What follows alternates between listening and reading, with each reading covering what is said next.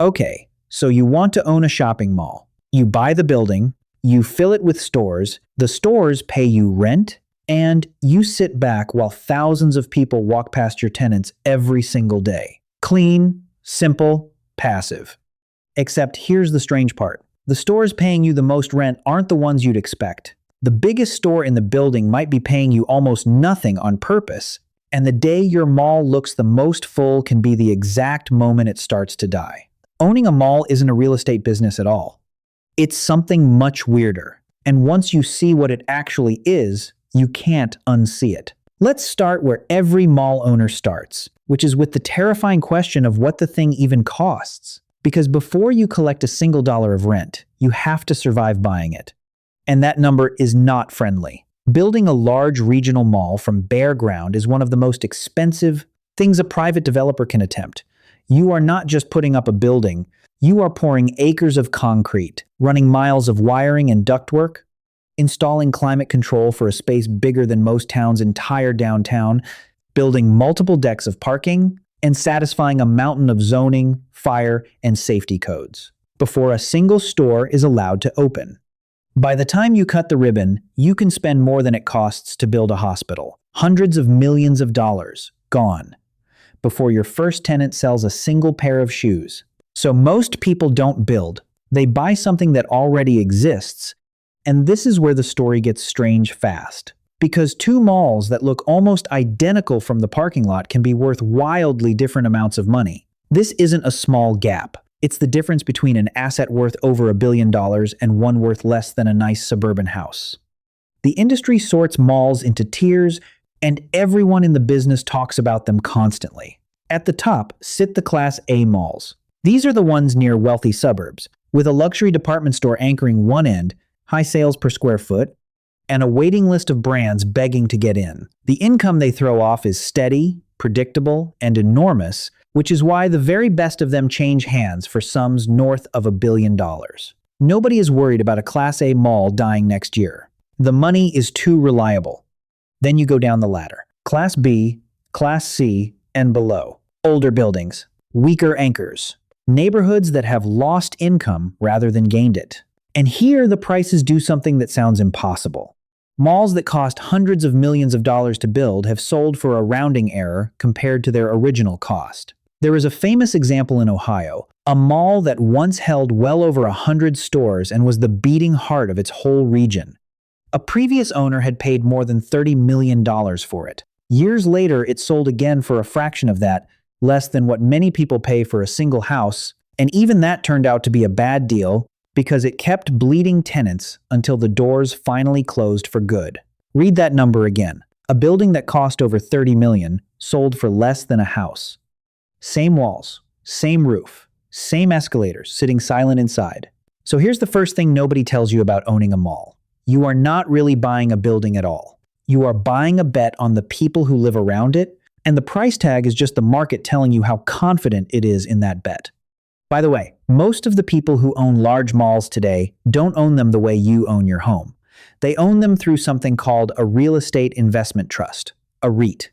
A REIT is a company that owns income-producing property and is legally required to hand almost all of its profit back to shareholders every year. In exchange, it doesn't pay corporate income tax on that money. This is a big reason mall ownership looks the way it does.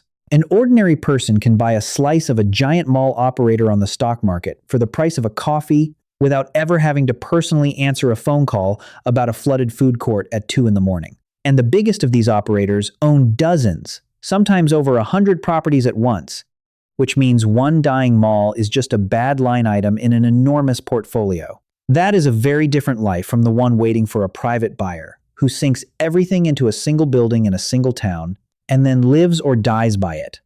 And here's the part that makes the private version genuinely dangerous. Almost nobody buys a mall with their own cash. They borrow most of the purchase price, often through a specific kind of loan built for exactly this, where the mall's own rental income is what pays the mortgage back. On paper, it's elegant. The tenants pay the rent pays the loan, and slowly you own a giant building using other people's money. But that same structure is a knife with no handle. because the loan doesn't care whether the building is full or empty. The payment is due every month no matter what. So the moment your rental income dips, even a little, you're suddenly covering the gap out of your own pocket on a debt sized for a building that was supposed to be full. This is why malls so rarely fade away gently. They tend to go from fine to catastrophe quickly because the debt turns a bad year into a missed payment, and a missed payment into losing the whole thing. Leverage makes the good times bigger and the bad times fatal.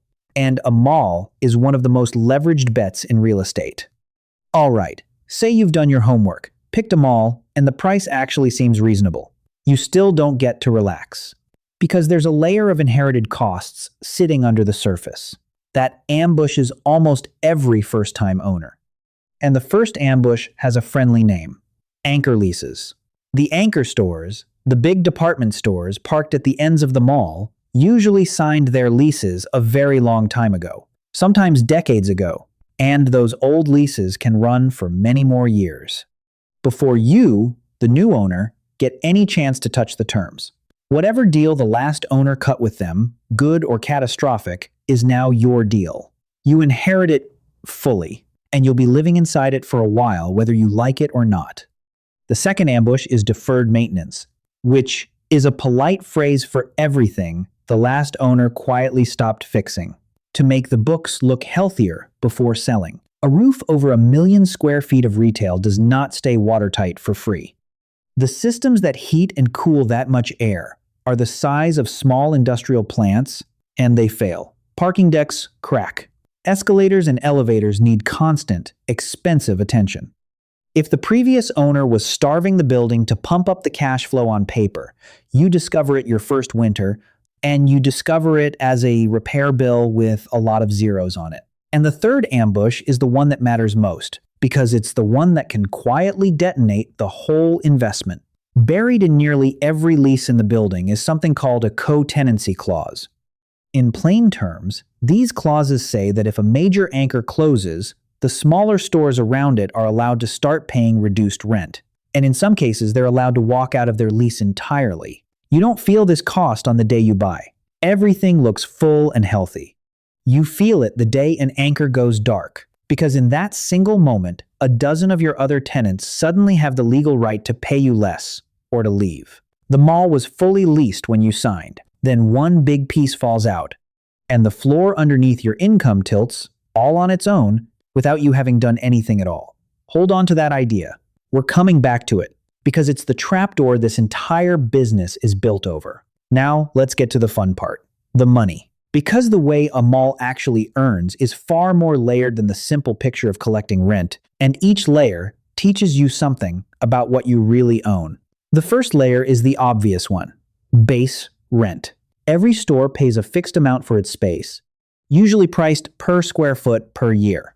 A small specialty shop in a healthy mall might pay somewhere in the range of $40 to $60 per square foot each year. Straightforward enough.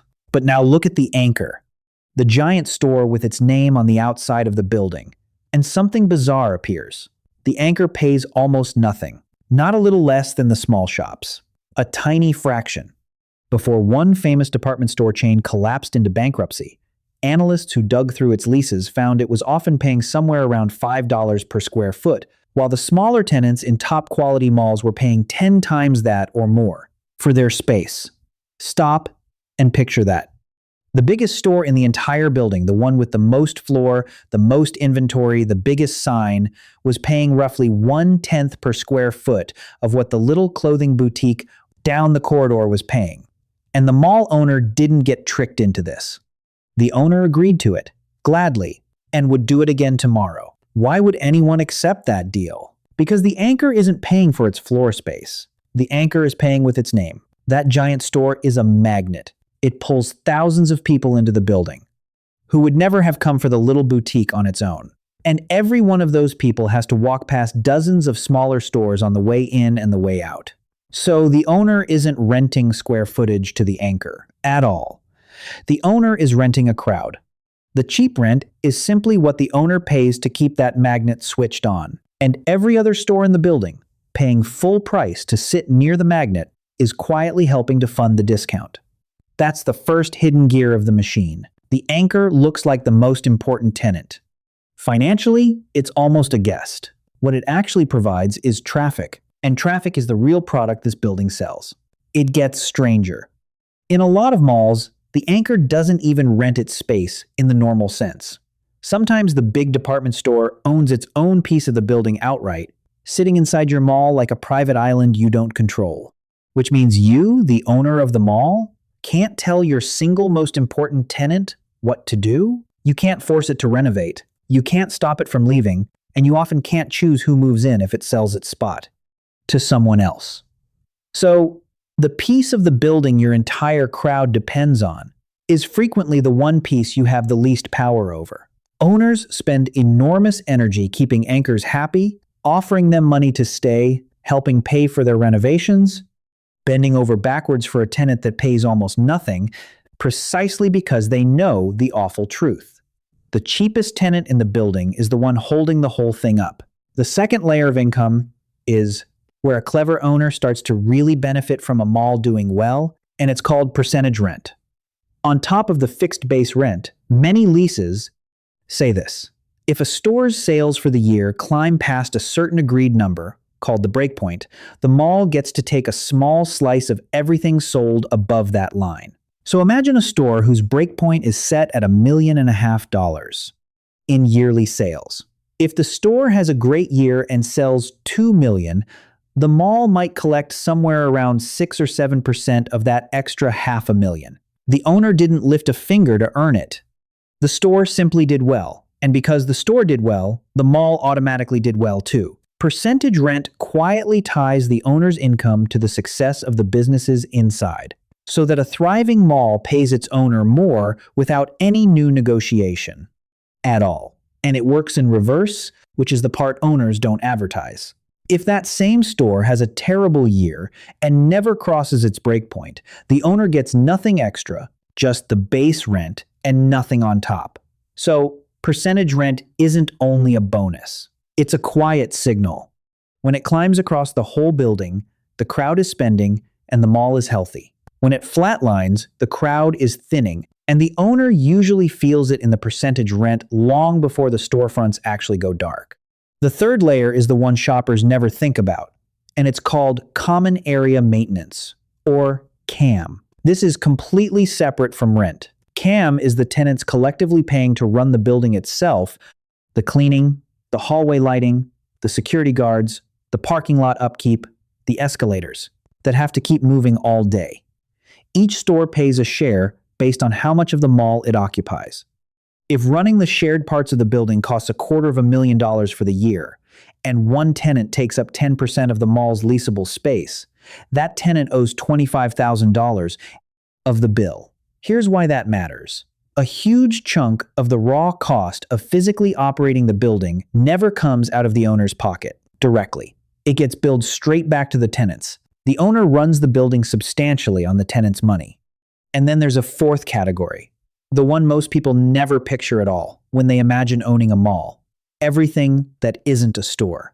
The parking fees at dense city malls, the advertising space sold on digital screens and hallway directories, the pop-up holiday markets and seasonal photo setups, and above all, the kiosks. Those little carts and stands sitting in the middle of the walkway selling sunglasses or phone cases or pretzels. There is a strange and beautiful piece of math hiding inside those kiosks.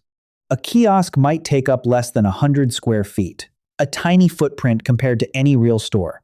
But because it sits directly in the river of foot traffic, right where every single shopper has to flow past it, the owner can charge a rate per square foot that would be insane for a normal store along the wall. Which reveals something the whole building runs on. Size and rent are not the same thing here. Position beats space. A little cart parked in the busiest intersection of the mall can be, foot for foot, some of the most valuable real estate in the entire property. And there's a reason a smart owner cares so much about those little carts and pop-ups, beyond the rent they pay. Directly, they're a tool. When a real store goes dark and leaves a dead, dark storefront on the corridor, that empty space does something poisonous. It tells every shopper walking past that the mall is dying, and it drags down the stores on either side of it. So owners fight emptiness on purpose. They'll fill a vacant unit with a temporary pop-up, a seasonal store, a community display, sometimes almost anything. Not because the short-term tenant pays much, but because a lit occupied storefront keeps the illusion of a healthy, full mall alive. In this business, the appearance of a crowd helps create the actual crowd. An empty-looking mall empties faster. A full-looking one stays full longer. So part of what you're always doing as an owner is managing not just your income, but the mood of the building, because the mood is contagious, and it spreads to your tenants and your shoppers alike. Now, notice what's happening as we stack these layers. Base rent, percentage rent, CAM, and the whole world of kiosks and parking and ads. Not one of them is really about the building. Every single one of them is about the crowd. The base rent is high because tenants want to be near the crowd. The percentage rent grows when the crowd spends. The CAM keeps the building attractive, so the crowd keeps coming. And the kiosks are just the owner squeezing rent out of the exact spots where the crowd is thickest. You didn't buy a building that happens to have people in it. You bought a crowd that happens to need a building to stand in, which is exactly why the trapdoor is so dangerous. Remember the co-tenancy clause, the one that lets your smaller tenants pay less or leave. If an anchor closes, now you can see why it's so deadly. The anchor was never really a tenant. It was the magnet generating the crowd. So when the anchor goes dark, you don't just lose one store's rent. You lose the magnet. The crowd thins. And the moment the crowd thins, the co-tenancy clauses trigger. Your smaller tenants start paying less or walking out, and every layer of income we just built up starts draining at the same time. Base rent falls as stores leave. Percentage rent falls as the remaining stores sell less to a smaller crowd. CAM gets split among fewer tenants, so each survivor's share climbs, which makes them even more likely to leave. The layers don't fail one at a time. They fail together, feeding on each other, and this is the loop that turns a full, healthy mall into an empty concrete shell, faster than anyone watching from the parking lot would believe. And now remember the loan. The mortgage that was quietly being paid by all that rental income. As the layers drain, the income that was covering the debt drains with them. But the debt payment doesn't shrink to match. It stays exactly the same, due every single month, sized for a building that was supposed to stay full. So the owner starts covering the shortfall out of pocket, month after month, pouring good money into a building that's bleeding tenants. And at some point, the math becomes unbearable. And the owner does the only rational thing left. They stop paying. They hand the keys back to the lender and walk away from the whole thing. That's often the real ending of a dead mall. Not a dramatic collapse, but an owner quietly deciding the building is worth less than the loan against it and simply letting it go. Which is exactly how a mall that cost $30 million ends up selling for less than a house. By the time it changes hands, nobody's buying a thriving business. They're buying the wreckage and pricing it accordingly. This is why the fullest looking mall can be the one closest to death. On the surface, everything is bright and busy. But if that entire crowd is being generated by one aging anchor sitting on an old lease, it might not renew. The whole glowing, bustling structure is balanced on a single point of failure. Pull that one piece, and the cascade begins. The building didn't change. The crowd left, and the crowd was the whole business. So let's step back and answer the question we opened with. What are you actually buying when you buy a mall? Not the walls. The walls are almost worthless. As that $30 million building that sold for less than a house made painfully clear. You're not buying square footage either, or you'd charge the anchor the most, not the least. What you are buying and paying for and desperately trying to protect is human movement. A reliable, repeating river of people flowing through a space past stores that will pay you for the privilege of standing in that current. The mall is just the riverbed. The water is the business. And a riverbed with no water is worth exactly what those dead Ohio malls sold for, which is almost nothing. Once you understand that, the whole industry suddenly reads differently. You understand why owners obsess over anchors far beyond what their rent could ever justify. You understand why a dying anchor is a 5-alarm emergency and not a minor vacancy. You understand why the tiny sunglasses cart in the center court can out-earn a proper store per square foot. And you understand why the same building can be worth $1 billion in one town and nothing in the next. It was never the building. It was always the crowd. So, should you buy one? Here's the honest split. The optimistic version goes like this. You buy a strong mall in a growing area, anchored by tenants. People actually want to visit, and that aren't going anywhere. The neighborhood around it keeps gaining income. Your anchors stay healthy, so the crowd stays thick. So the co-tenancy trapdoor never opens. Base rent holds, percentage rent grows as your tenants thrive. The kiosks and ads and parking pile extra income on top, and you own a machine that turns a dependable river of people into a dependable river of money year after year, largely on the tenant's dime. Done right, in the right place, it is one of the most quietly powerful income-producing assets in all of real estate. The harder version looks like this. You buy a mall that seemed like a bargain, and you find out why it was cheap. The neighborhood is losing income, not gaining it. Your anchor is old, tired, and eyeing the exit. The day it leaves, the co-tenancy clauses fire, your smaller tenants start paying less or leaving, your income layers drain together, and you're left holding an enormous building with a leaking roof, industrial-scale heating bills, and a shrinking crowd that no longer justifies any of it. In that version, you don't own a money machine. You own the most expensive empty box in the county, watching the water drain out of the riverbed one tenant at a time. And the thing that decides which version you end up in has almost nothing to do with the building you were so carefully inspecting. It has everything to do with the people outside it and whether they keep showing up. Because in the end, a shopping mall isn't a building that makes money. It's a crowd that agreed to gather in one place. The concrete just gives them a reason to stand still. The building isn't the business. The people moving through it are.